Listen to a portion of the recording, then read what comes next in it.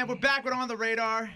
And I know we've been trying to do this for a long time. And I feel like I say that a lot because, we got so many awesome people from the city coming on. But I got Nathaniel here. What up, y'all? I'm finally here, baby. We made it. Did I say that right? Because I heard somebody say Nate before, and I wasn't entirely sure. No, Nathaniel's cool. That's the artist name, but Nate for short. Nate is like the formal Nate cool. Nate is just your nickname. Yeah, right? That's what it is. So you're from Brooklyn originally, right? Yep. So tell me how you kind of got started in all this music and the music shit. Well, the music, I grew up singing in church, like with my family. I come from a family of gospel singers, so they just threw me in a choir. Like I didn't have a choice. It's just what we had to do. Right. Yeah. Did they ever being in a church choir? Were your parents strict on the type of music you could sing? You know what? The strange thing is, if we wanted to do R&B stuff, it was fine in the house. They didn't care. They didn't say nah. It wasn't banned or nothing like that. I know that some parents would be like, nah, that ain't it. Some are super strict. It's kind of like some kids who have parents who sing in gospel choirs and things like that. They're like, oh, they be ODing. Yeah. They don't be like that. Right. And then for me, from there, I ended up singing in choirs in junior high school,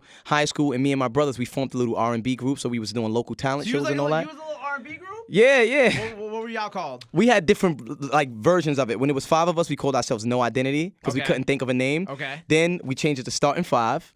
Then 2 members left, and it was me and my 2 brothers. And our last name is Peterson, so we called ourselves Mr. Peterson. So it's 3 of us, but we had a singular name, Mr. Peterson. Like that. Yeah, it was a dope concept, right? So you've been in a bunch of different groups at this point. Yeah. Did the group thing the group dynamic just didn't really work for you? Yeah, it fizzled out. I think my brothers outgrew it. I was the youngest, and they kind of just was like, we over it, and I'm the one that just kept going. I think it's hard to do groups and stuff like that because you always see you have these boy groups, boy bands, even the girl groups and stuff like that. They'll be together for a while and then they'll eventually be like, this ain't I can't really think of, maybe besides the Jonas Brothers, but even them, they kind of split up and came back together. I can't really think of groups that the personalities too many. Make it all the way, you know what I'm saying? They kind of stay together. Well, Backstreet Boys, I guess, but they even did their own solo stuff. That's right. They're just continuously together their whole life. Yeah. I feel like that I don't know. It's true, because the personalities clash. Something, even if it's 5 of us or 5 members, one of them is going to decide to do something where the group is going to change and it's going to be modified at some point because of the personalities and everybody outgrowing each other. So at some point, you're going to see the solo artist. You're going to see the dispersion of the whole entire group at some point. So so are you the only one who still does music, or do they still do music too? Well, my brother Alexis, he dabbles in it. You know what I'm saying? He don't take it as serious as I do. It's I'm more all like in. a hobby. It's a hobby for him. So how did you kind of get started on the solo career, Pat? Now, on a solo career, once my group, I could tell you this is a short story, but the day that I actually decided I was going to be a solo artist, I remember one brother was like, yo, I'm just done. I don't want to sing anymore. The other brother was, he said, yo, fuck this. Yeah, he the one that just knew first. Like, yo, I'm over this. It's a wrap. The other brother's like, yeah, I'll still do it. But he just was like lazy about it. We had an event. I hit the promoter of the event. I'm like, listen, my brothers, they're not going to come with me, but can I do song by myself? Because I was the primary writer anyway, so I knew all the words to every song. Right. She's like, listen, I'm gonna be honest with you, Nate, I just want the group, but if you show up and one of the artists pull out of the show, I'll let you go on. So I ended up going to the event by myself, and then 4 artists was a no-call, no-show. So she runs to me as soon as I walk in the door, Nate, could you jump on the stage? I need you to go on now. So mind you, I never did a show by myself. It was the first time of me standing in front of a crowd, holding a mic without my brothers by my side. And I didn't even know how to even perform it, but I killed it. The crowd went crazy. They went so crazy that somebody came off from the audience and said, listen, I'm having another event tonight. I want you to come and perform tonight for me. I went and did that show too. Nice. I killed that. And from that day on, I said, listen, I can do this. Said, this is what I want to do. Yeah, this is me. I'm good. And I understand you don't just do music too. You're also, you have a technology degree. That's right. And you have your own tech company too. That's right. So tell me, how do you, I guess just tell me about the tech company to start. Yeah. Well, pretty much. I've always kept a backup plan. I've always stayed in school while I was doing the music thing. So I went to City Tech. I graduated with a degree in computer information systems. And I worked on Wall Street for a little while, just dived in to try to figure out if that's a route. Subtle flex. Yeah, little flex. Went there with the big wigs and all that. And I studied one of the owners. I'm like, if this dude could get clients, I got to be able to get clients. So on the side, I started hustling, going into dentist's office and offering my services. And I started pulling a client base. So I quit Wall Street. I launched my own company. And then I'm like, you know what? Let me see how I could infuse this into music. So I developed my own app to stream music. So now I'm kind of merging the 2 worlds. You know what I mean? Gotcha. So what's the name of your company? Zenith Technologies. And you have an app now too, right? Yes. So what's the app? It's a music streaming platform? Yes. Or? It's called the Nathaniel app. If you have iPhone or Android, you can just go to the market and search Nathaniel. It'll come up. It'll give you access to my music, my shows, photos, videos, blog, everything. That's dope. So you created like your own little platform for Yeah, yourself without having man. to create like a website and all that stuff like that. Yeah, I got a website too, but in case Spotify and all that, just the Spotify building blow up tomorrow, I got to have a way for you to listen to my music and stream it directly. So do you dabble anywhere else in the tech sphere, or? Oh yeah, my main company is an MSP. Okay. Like that's what I do. Like that's what brings in the money. Like I literally maintain environments. I do infrastructure. I build your office, provide security, maintain it, do the network provisions, everything. I'm just starting to branch off and do the like music side of it, and I'm also launching a digital marketing company soon too in the fall.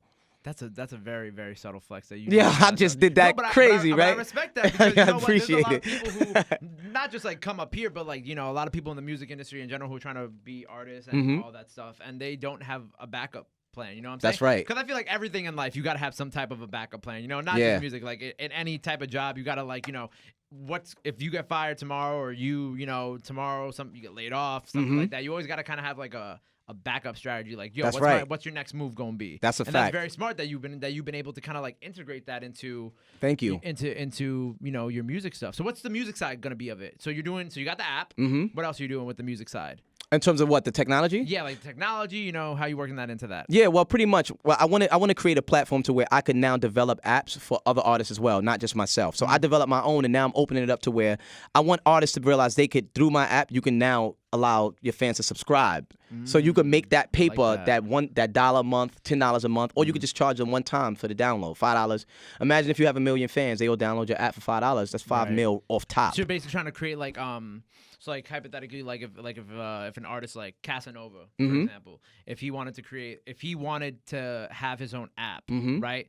You're basically offering your service to like help create the app. That's right. And then you go to his app, and just like your app, it's like a one-stop shop for everything. That's right. Casanova related, like whether it be like music, video. That's right. Exclusive content, that like mixes, that type of shit. Right. And it'll be no maintenance necessary. Like once I build you your app, you got it, you take it, you maintain it, you good. You don't got to call me back. You put up the music videos yourself. Yeah, you can like upload it. You can manage it from an interface, from a UI in the background. And that's dope because I think that'll open a lot of doors for artists because, like you said, not everybody, the websites are cool, but like everybody's always on their phones. That's right. On the app, it'd be kind of cool if there was like a one-stop place for your favorite artist to kind of have like a hub for everything. You know what I'm saying? Have like a little chat. I know the chat room thing is very popular now too. That's right. I know a lot of people, especially in kind of like since I'm into like comic books and stuff like that. There's a lot of different apps where you can like join the app, and then there's different like types of like groups of people. Like if you're a Star Wars fan, there's a community. There's a community. There's community a Star Wars is big chat for you to hop into. If you're a Marvel fan, same thing. That's right. So that'd be kind of that's a kind of like dope idea, and I think a lot of upcoming artists can benefit off of that because not everybody always has like that type of platform. Right. That's a fact. So that's you a started fact. taking So we music here seriously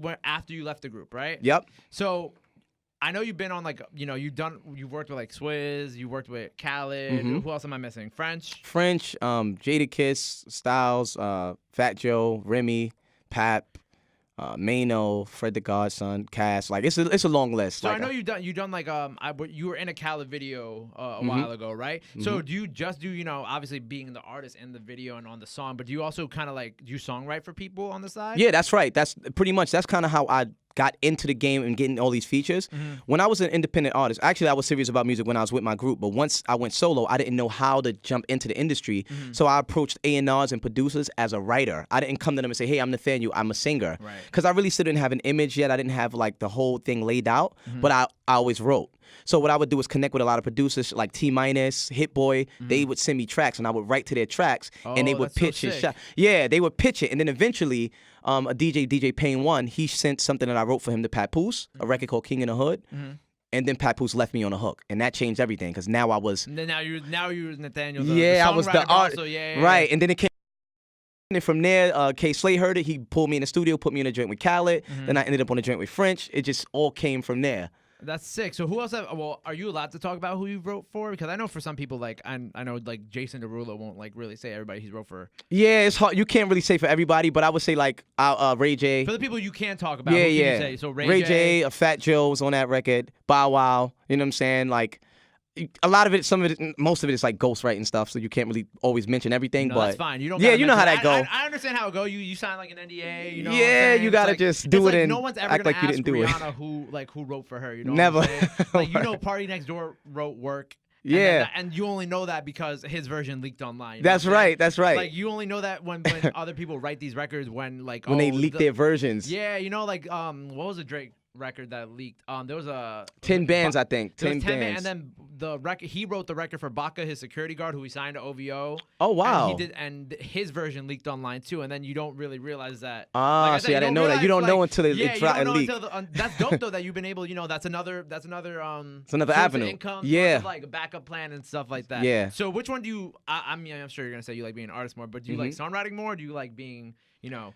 You know what? Being an artist. Of course, the artist because it's 2 in 1. I write all my records, right? And then I get to perform the record. So you just can't beat that. Yeah. And to watch somebody else sing your record is dope because you're like, oh snap, he killed it. But I'm gonna be honest, I be feeling like when I lay the hooks and then somebody else re-sing it, I be like, nah, he ain't kill it. My version was better. It's weird. I feel like you're not the only songwriter to ever say that. We be like, I would have killed that, but I'm gonna let them live with that. You know what I'm saying? You gotta appreciate the fact that they take it. You still songwrite like to this day, right? Yeah. So do you have any I don't know, do you have any like records out right now that you've songwritten? Do you have anything coming up? I got some upcoming stuff. Nothing that's out on charts or anything now, but I got some dope stuff that's already laid, already recorded. Some people, of course, you can't talk about. Yeah. Until it drop and the credits are on the back. Big? Hopefully. Big? I mean, because the names could be. New York? I always gotta ask that. No. Nah. There's nothing wrong with that. Nah, it's nothing wrong with that. There's nothing wrong with that. And international, like some of the international artists too. So you got like Paris, I got something in Germany. I said I wasn't gonna talk about it, but you know what? Since might as well fuck it. Let's go.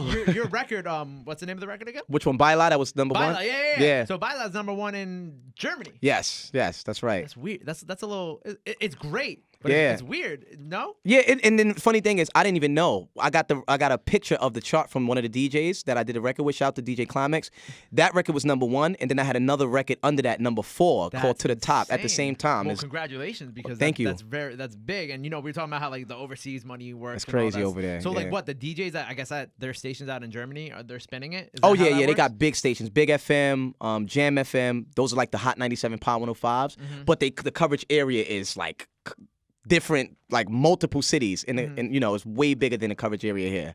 That's crazy. Yeah. And in all the clubs, like I get clips all day. They in the clubs playing it, tagging me. Like, Nate, when you come in, so we putting together a tour to just go out there and run around and clean up in Germany. So you've never been to Germany before, ever? No. Closest to it was Barcelona, Spain. So what's it feel like having like never been to a country and then your record's like number 1 over there? Yo, it's crazy because I'm here in New York and the hardest market in the world. I'm making crazy traction, but if I put in the amount of work here that I did there, like physically, I'll probably be one of the top guys there. That's insane. Yeah, it's crazy. Well, congratulations on that. And you also have a new record out with Cass, right? Casanova, it's called Tear It Up. That was dope. Thank you. I was playing it this morning. I fuck with it heavy. It's doing well too. Yeah. Thank you, man. So how do you link up with Cass? Well, I mean, y'all both from Brooklyn, right? Yeah. So that's the first. That's what made it easier because Casanova, he makes himself very visible. He's everywhere. And he's very vocal about working with people from New York. Yeah. I've heard him say in multiple interviews. He was talking about how you know, the whole Atlanta conversation comes up all the time about how Atlanta people support each other and all that. That's right. He's been very vocal about helping other people from New York. Yeah, good dude, man. Good dude. But funny thing is the way we linked up, I had the record done already. It's called Tear It Up. I had a DJ at this spot called La Souk. He's like, yo, Nate, I'm going to play your record tonight. So I go there, he played the record. Then he said, yo, tomorrow Casanova's coming. I said, listen, when he come, I'm going to be here and I want you to play the record when he walks in. He's like, all right. He ain't know what I had planned. We get in there, Casanova's there. The record plays and I run over to Casanova's section. All his guys is like, yo, who this dude? They trying to stop me, but eventually I slipped through the cracks, and I'm like, Cass told me to tell you to get on this record. He told me to tell you to get on this remix. And he listened to me like, all right, I got you. So his manager spoke to my manager, and we put it together. And within 2 weeks, he was on the record, on the remix. Amazing. Yeah, congrats, man. Bro. That's huge. Yo, thank you. Thank you, Gabe. So you got a tour coming up. You got new single out, right? You got a new single coming out? Or? Yep. Yeah, the new single we gonna drop is actually called Sticking to It. It's featuring an artist named Little Donald from Atlanta. Shouts to Little Donald. He's doing his thing out there. So do you have a new project coming out soon? Or well, I just dropped the retro tape. That's the project that I literally just dropped. We had a crazy release party last night at the Playboy Club. Crazy one. The reason why I call it the retro tape is because I sampled all 90s records. Right, and I noticed that you were putting some of them out on YouTube. Yeah. I saw a few covers that you was doing too. Yeah, I appreciate it, man. Yeah, I sampled some dope joints. I sampled Mass Appeal. Shout to Gangstar. I sampled Foxy Brown, Gotta Get You Home. Lucchini, This Is It, which is like a jewel, a classic that people just kind of like forget about. But I got some samples on it. It's pretty crazy, man. That's dope. So can we expect another project from you by the end of the year? Oh, absolutely. Next project is going to be called Limitless. And it's just going to have multiple. The name and everything set, huh? Yeah, man. And the reason why I call it Limitless because I'm going to have multiple genres. Multiple. Like it's going to be an R&B record here, probably a rap, a pop joint, EDM. It's just going to be everything that I create. Dope. That's sick, man. Well, congratulations on everything. Yo, thank you for this, man. Of course. Let the people know where they can follow you at, where they get the music. Yes. Where they can get the retro tape. You know what I'm saying? Let them know. Yo, the easiest way to get me, if you have an iPhone or Android, just go into the App Store, search Nathaniel, download my app. It's a one-stop shop for everything, but my Instagram is Nathaniel Online. My website is nathanielonline.com. And if you just want to go on Google, just Google Nathaniel Brooklyn. I'll pop up. Yes, sir. It's Nathaniel on the radar. Thank you, bro. Appreciate it. My brother, thank you, Gabe.